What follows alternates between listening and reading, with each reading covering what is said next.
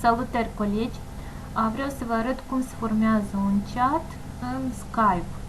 Să aveți chatul vostru personal.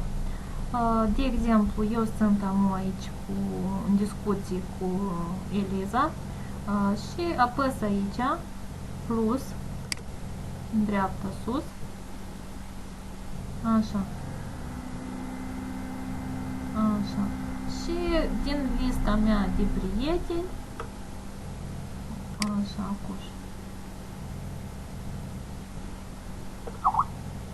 Mai apăsăm o dată. Din lista mea de prieteni, aleg cine o să fie în chatul ăsta. Da? Așa. Cine să adaug? Eu acum fac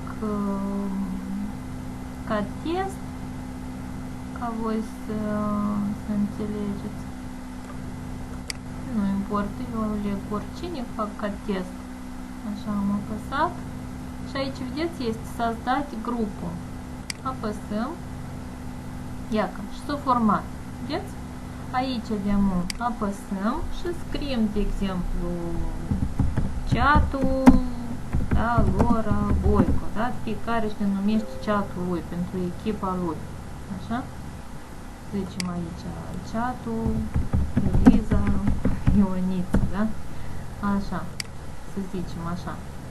Și mai departe, aici deja puteți să apăsați ca așa și să ștergeți, da? Dacă cineva trebuie de șters din grupa asta.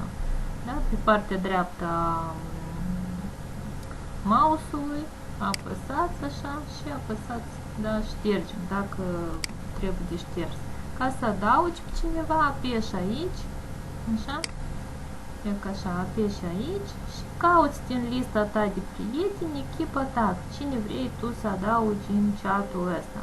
Îl fixezi, pui pe dânsul cu mouse-ul, el apare și aici apare să adaugi.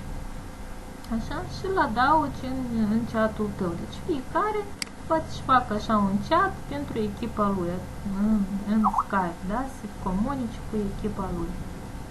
Eu vă doresc succese. O zi bună!